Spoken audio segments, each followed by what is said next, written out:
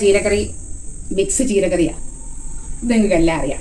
ഇതെന്നതാ എന്താ നിങ്ങൾ പറയുന്നത് പേര്? ഞങ്ങൾ സിലോൺ ചീര എന്ന് പണ്ടുകാലം മുതലേ എൻ്റെ അമ്മയൊക്കെ പറഞ്ഞു കേട്ട ഒരു പേരാണ് സിലോൺ ചീര. എനിക്കൊന്ന് വേലിച്ചീര എന്നാണ് തോന്നുന്നു, കോമൺ നെയിം. ഞാൻ എന്ന് എന്തെങ്കിലും ചീര ഓടിക്കാൻ പറക്കാൻ പോയാലും കൈ കിട്ടുന്ന എല്ലാം ചേർത്താണ് കറി വെക്കുന്നത്. എന്നെ അടുത്തത് നിങ്ങൾക്കെല്ലാം അറിയാവുന്ന നമ്മുടെ ചായാമൻസയുടെ ഒരു 3-4 തളിരിപ്പ് എടുത്തു. അപ്പോൾ കണ്ടത് ചുമ്മാ ചേമ്പിൻ്റെ ഒരു കുഞ്ഞ് തളിരിപ്പ് എടുത്തു. പിന്നെ കണ്ടത് നമ്മുടെ മുരിങ്ങയുടെ ലീവ്സാണ്, മുരിങ്ങയില. ഒത്തിരിയൊന്നുമില്ല, എല്ലാം കുറച്ചേ ഉള്ളൂ. അത് കഴിഞ്ഞ് നമ്മുടെ നിങ്ങൾക്ക് അറിയാവോ എന്നെനിക്കറിയത്തില്ല, കാണിക്കാവേ.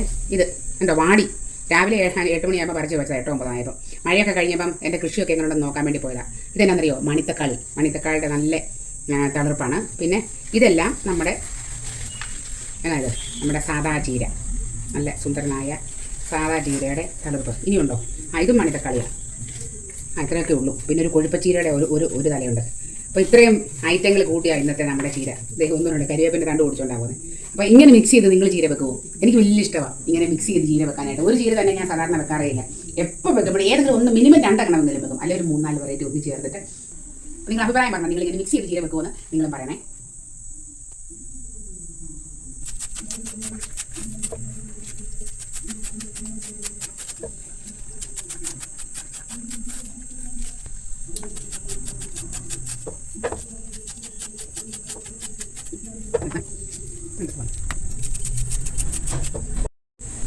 നമുക്ക് കടുക് പൊട്ടിച്ച് അരച്ച് വെച്ചിരിക്കുന്ന അരപ്പിടാവേ. അരപ്പിനകത്ത് പ്രത്യേകിച്ചൊന്നുമില്ല, 2 വെളുത്തുള്ളി ഇടും, ചുമന്നുള്ളിയും മുളകും മാത്രമേ ഉള്ളൂ കേട്ടോ.